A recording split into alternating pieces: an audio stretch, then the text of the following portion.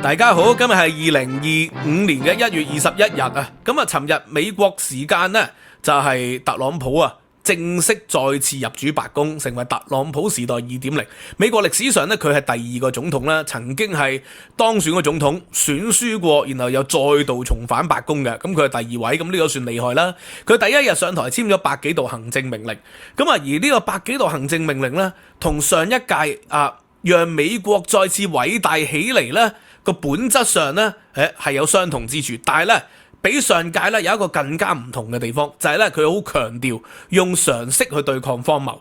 咩叫用常識去對抗荒謬呢？咁啊，佢簽咗百幾道行政命令，呢百幾道行政命令啊，喂，大部分呢就係推翻拜登政府呢4年嚟嘅呢個施政啦。唔單止係咁，仲扭轉咗呢，喂，美國一啲根深蒂固嘅問題，譬如話咧，美國憲法第14條就講到明啦，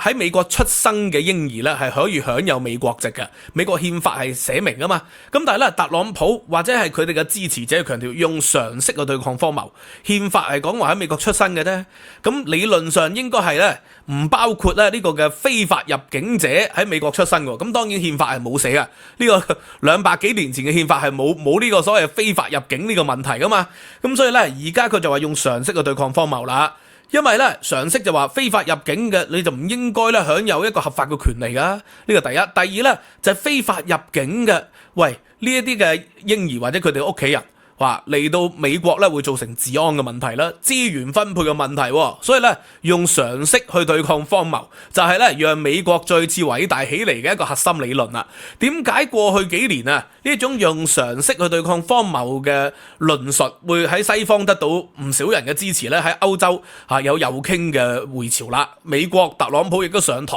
咁啊英國有改革黨喎，咁呢一種咧都係用常識對抗荒謬嘅一種思潮。其實咧就可以咧追溯翻咧過去嗰40-50年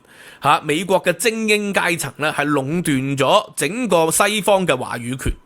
咁整個人民嘅生活咧就俾精英階層嘅論述咧係主導咗嘅。譬如話講環保政策、碳排放精英就話俾你知咧，嗰啲科學家，喂，你唔碳排放啦，幾十年後下一代、下2-3代，我哋嘅地球咧就冇辦法生活落去啦，石油咧就會耗盡啦，然後咧呢個天氣咧就會越嚟越惡劣啦，全球暖化，呢啲都係精英嘅論述。不過精英嘅論述一個最大問題係咩咧？佢哋係根據科學噶嘛。當然有啲係根據利益啦，咁但係如果即使假設佢根據科學嘅，科學咧係有一個特點喎，就可被推翻嘅，所以咧每隔幾年咧就會推翻以前嘅論述，咁有啲人民咧就覺得疲於奔命啦。喂，我好似聽啲專家講話食雞蛋食得多咧就會有膽固醇過高，但係而家近年幾年咧就話唔會喎，食雞蛋咧唔會導致到膽固醇過高嘅喎。咁到底聽專家講啊定唔聽專家講咧？咁所以咧有啲人咧就認為唔可以俾啲專家牽住走。你講一啲虛無縹緲嘅嘢，全球暖化到底係自然現象還是係碳排放過高咧？而家咧科學界雖然有共識，但係咧經常會受到挑戰喎。可能幾年後又會推翻呢種講法，咁所以呢，與其係聽專家講呢啲虛無縹緲幾十年後先會發生嘅嘢，不如更加注重而家啦，係咪啊？我哋揸石油車揸汽油車就燃油車就梗係平過揸電動車噶嘛你投資咁多錢落電動車度，你影響到我即時嘅生活梗係碳排放零排放。零碳排放會影響到我即時嘅生活喎。而家啲電費咁貴，如果用一啲環保嘅電用水力發電、風力發電、太陽能發電，喂，唔係個個地區得啦，喺加州就得啫，太陽能發電。咁如果你喺北部阿拉斯加州、喺紐約州，太陽相對較少嘅，咁你點呢？咁你唔能夠為咗一啲虛無縹緲嘅嘢影響我即時嘅能源電費嘅喎。咁所以有啲民眾咧就好強調用常識對抗荒謬就係唔信權威、反權威。其實咧呢一個反權威嘅思想咧喺美國咧好早期已經有噶啦。喺呢個建國之初1776年就有一本書由湯馬士呢個美國嘅作家寫嘅，就係叫 Common Sense。因為咧嗰啲英國嘅貴族咧就壟斷咗所謂嘅專家話語權，無論科學、哲學、經濟學、政治學，全部都係嚟自英國噶。咁所以咧，湯馬士咧就認為咧，用常識去對抗啊，因為點解咧？美國人咧就被視為咧當時啊仲係一個蠻荒之地嚟噶嘛，係嗰啲殖民者或者監犯嘅後代，或者一啲被放逐嘅人嘅後代，去到美國嘅，佢哋嘅知識水平咧係梗係比英國本土低好多啦。所以咧，湯馬士咧就提出 common sense， 用常識去對抗。佢認為民主就係 common sense 嚟噶嘛，小學生應該都要明白嘅道理，先至係咧治國嘅精神。呢個咪同老子講法咯，治大國如烹小鮮啦。咁啊有啲相契合嘅喎。咁但係咧，而家嘅社會就係回到去反精英嘅浪潮啦，認為主流媒體啊係俾精英壟斷嘅，主流媒體咧係 fake news 嚟嘅，呢個特朗普佢哋嘅主張係咁樣噶嘛，咁真係有唔少人係相信咗嘅喎，因為咧精英好強調係長遠嘅嘢嚟嘅，而長遠嘅嘢我哋係睇唔到嘅，而精英所強調嘅嘢咧，又好多時候咧係要科學驗證嘅，而嗰樣嘢經常會被推翻。咁啊，其中咧，特朗普簽署好多命令，有一條咧就係退出 WHO， 退出世衛啊。咁佢認為世衛政治化咗啦，亦都咧可能偏幫中國喎。咁就好多人常識覺得係世衛係偏幫中國喎。甚至乎咧，其中一個好核心嘅退出世衛，同西方人咧喺過去幾年疫情嘅時期咧，用常識去對抗專家，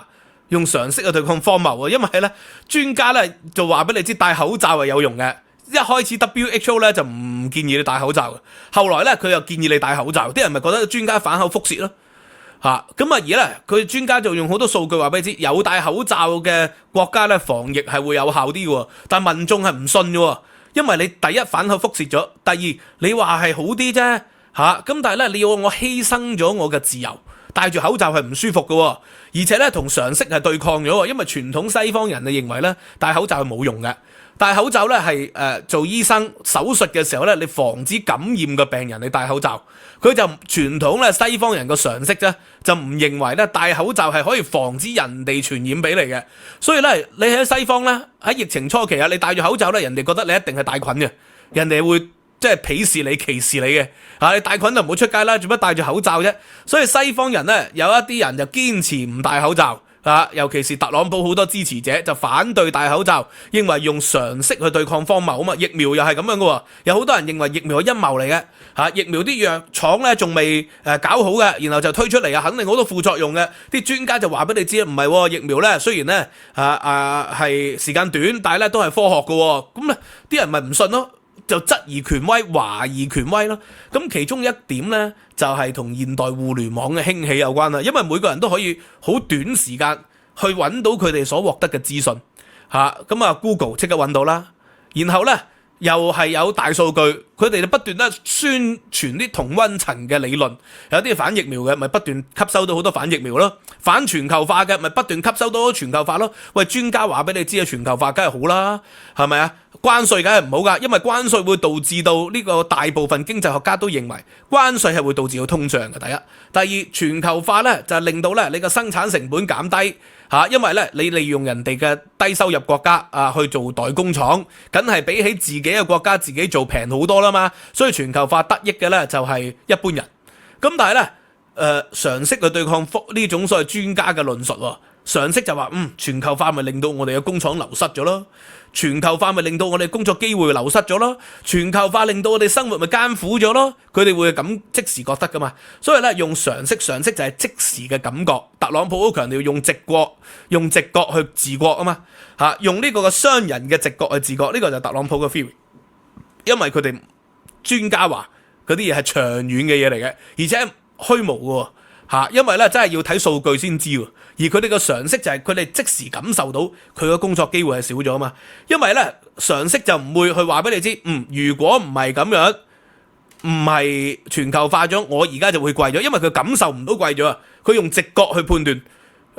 係咪貴咗我唔知，但係我而家份工就冇咗，我要轉行。我原本係做車廠嘅，而家啲車廠搬咗去中國，搬咗去其他地方，我就只能夠轉行做農民啦。佢哋接受唔到。所以咧，用常識去對抗荒謬，其實背後嘅浪潮係一種反精英，係一種咧反長遠嘅規劃，係一種咧係反權威嘅一種思潮。咁當然咧，特朗普裏邊咧，其中咧有一啲政策，即係我係認同啊。譬如話佢重歸翻呢個嘅性別係得男同女嘅，冇 unisex 噶啦。其實亦都係反對所謂嘅 LGBTQ，反對咧 DEI。呢種嘅所謂種族或者係性別多元政策，因為專家話俾你知咧，呢個世界唔係淨係得男同女噶，唔係淨係得染色體可以區分噶，除咗染色體區分你嘅 sex， 仲有咧你嘅身份認同咧去區分你嘅 gender 而且咧專家話俾你知咧，有啲人咧生出嚟咧佢就可能咧有性別模糊嘅。喺心理上、生理上都有性別模糊嘅，專家話咧要尊重埋佢哋嘅呢個性別模糊嘅情況，咁所以咧淨係分男同女唔得啦。所以有啲專家直頭話俾你知咧，既然係咁咁所以咧唔好叫啲家長咧做 father and mother 啦，只可以叫佢做 parents， 因為咧有一啲家長咧佢就唔係男女組合嘅，佢係男男或者女女或者咧unisex 呢個多元性別或者無性嘅組合，所以咧專家話就係要社會多元，要 DEI， 要 LGBTQ， 咁咧然後常識話俾你知唔係，自細個教育都係男同女，同埋我哋嘅直覺觀察呢個世界就係男同女為主噶啦。有一啲人個別嘅可能係有多元性別，生出嚟有男女性徵又有或者嘅基因上咧可能咧又有啲混淆，身份認同有混淆，咁呢啲咪個別情況，個別情況可以個別處理噶嘛。咁但係咧專家就話唔係，一定要照顧埋佢哋少數嘅。咁但係直覺啲人常識就話，喂，為咗照顧少數而搞到個社會傳統價值咁亂，尤其是美國或者西方咧信基督教嘅，基督教就係男女結合嘅咁所以咧專家話多元，佢哋直覺覺得男女結合先係正常同自然，就係出現咗所謂嘅以常識對抗荒謬啦。咁除咗呢個之外咧，我之前亦都講過話，哈佛大學喺70年代嘅研究就話咧，佢哋嘅專家話，因為黑人或者係其他有色人種上幾個世紀受到咧敵視歧視做奴隸所以咧如果你完全考慮成績去作為入學嘅單位咧，佢哋永遠就入唔到去哈佛嘅啦。咁所以哈佛大學嘅教授呢個嘅正義論嘅主張者約翰羅爾斯 John Rawls， 佢就認為咧，喂，我哋考試嘅時候就應該咧要俾人哋啲種族咧加啲分，好似中國咁少數民族新疆維吾爾族都會加分喎咁原因就係因為咧你唔俾佢加啲分咧，佢哋同樣嘅考試，但係由於佢哋嘅祖先受嘅教育係較少，所以佢哋遺傳落嚟嘅家產、知識各方面咧教養都會較少嘅咁所以咧佢哋去考就唔公平啦。佢話公平嘅意思就係咩？即係等於一個拳賽，喂，重量級唔應該同輕量級一齊打喎。咁有一啲種族咧，佢哋就輕量級嚟嘅，因為佢哋嘅祖先就累積唔到財產，累積唔到知識俾佢哋啊嘛。所以咧，佢哋係輕量級選手嚟嘅你就應該讓磅，重量級嘅選手應該要讓磅讓俾佢哋嘅咁所以呢個係專家話喎。咁但係咧去到常識啦，幾十年後咯，喂，有好多黑人咧已經有錢過白人噶咯，華人已經有錢過白人噶咯，華人印度人已經有錢過呢個嘅白人噶咯，而好多白人係窮過佢哋，常識就話俾佢知，喂，呢套理論已經唔合時宜喎。咁當然啦，專家就話唔係，而家美國仲有好多黑人社區仲係好窮喎。如果完全取消咗種族呢個嘅加分政策咧，佢哋永世都考唔到入去㗎。有錢嗰啲 NBA 球員或者做矽谷嗰啲黑人嗰啲咪得咯。但大部分地區尤其是啲傳統黑人地區，佢哋就唔得㗎咯咁所以咧，專家講嘅嘢咧，同一般民眾嘅感受咧又有差別啦專家就話咧，喂，美國歷史上咧，因為移民而偉大起嚟。喂，如果二次世界大戰唔係有大量歐洲嘅難民湧入嗰啲愛因斯坦費米海耶克喂，美國唔會偉大啦。咁所以咧，美國之所以偉大就係從來就以移民、合法移民或者非法嘅難民、非法嘅移民而導致美國偉大喎。喂，但係常識就話俾你知，而家時勢喎，而家嗰啲難民咧嗰啲係中東啦，第一，第二咧啲非法移民咧。有中國有其他國家走線嚟喂，造成治安問題尤其是美墨邊境啲人咧就會直入美國心臟，甚至乎去埋加拿大，即日犯案即日走或者幾個州連續犯案就走，咁咧你就永遠捉佢唔到導致咧治安就錯晒啦。咁所以咧常識就話俾你知，喂，要關閉美墨邊境要去嚴厲打擊咁同樣道理專家話以前咧美國嘅專家加州嘅專家就話俾你知啦，喂，呢個嘅零元購所謂咧950蚊美元以下，如果係輕罪嘅話咧，對個州咧係會好啲嘅，因為點解咧？你拉晒咁多人咧，最後咧個監獄就會坐滿晒啦，然後咧就要加稅啦，然後咧就要擴充監獄啦，所以咧950蚊以上係重罪，佢哋用好多數據去支持嘅。咁但係常識嘅話俾你知，喂，咁啊即係鼓勵零元購，啲人咪真係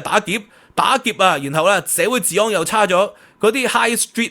嗰啲 town centre 啊，而家咧又唔敢落去啦，治安好差啦，喪屍橫行啦，各方面咁嘅情況，啲道友懟完嘢之後冇錢就真係零元購啦，咁佢哋咪唔落去嗰啲鋪頭咯，唔去 shopping mall 咯，咁所以常識咧就對抗荒謬喎。而家加州咧又取消零元購呢個咁嘅情況咯，咁所以咧好多專家就提出數據，民眾就唔接受嗰啲數據啦，因為佢感受唔到啊嘛，佢認為數據係虛無嘅，認為你哋專家講長遠嘅嘢，講社會嘅公平公義，就要犧牲我而家當下嘅享受，犧牲我而家嘅荷包，佢哋唔接受嘅。所以咧，特朗普同埋佢哋嘅支持者就強調以常識去對抗荒謬，呢一種咧就係一種反權威嘅浪潮。而反權威浪潮頭先所講就係同互聯網同埋大數據嘅興起咧，係有一個直接嘅關係嚟嘅，就改變咗咧而家嘅歐美咧左傾嘅思潮，由左咧就變到右，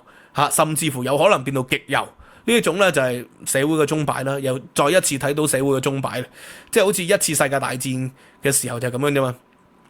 一次世界大戰嘅時候咧，社會就極度向右傾啦。咁極度向右傾嘅時候，極左咪有機會興起咯。呢個共產主義咪興起咯。同時間咧，當極左興起咗，共產主義興起咗，極右法西斯主義同埋納粹主義又崛起啦。呢個咧就係歷史上咧就不斷發生嘅一啲嘅情況啦。咁特朗普對外嘅政策我當然好反對啦。對巴拿馬、對呢個格陵蘭、墨西哥灣，即係意圖擴充美國。咁呢個當然係會製造咧整個地球咧世界秩序、國際秩序嘅崩壞嘅。對歐洲、對英國嘅日本、韓國、菲律賓傳統盟友嘅一個強硬政策，呢個當然我認為會對二次世界大戰有固有秩序會造成破壞。但係佢對美國國內嘅啲政策咧，收緊移民，打擊犯罪，將販毒嘅列為恐怖分子。咁你同販毒集團有丟嘅就係恐怖分子咯，咁呢個係重罪嚟嘅喎。咁呢個必然咧係會減少到毒品或者係重罪其他嘅治安嘅問題喎。咁呢個亦都有啲道理支持嘅。咁但係長遠定係短期啦？呢個就係回歸到用常識定係用專家啦。專家講嘅嘢係成日錯嘅，專家講嘅嘢咧係會成日打臉嘅，專家會不斷推翻，因為科學咧就係有可偽正偽啊嘛。咁但係問題用專家定係用直覺，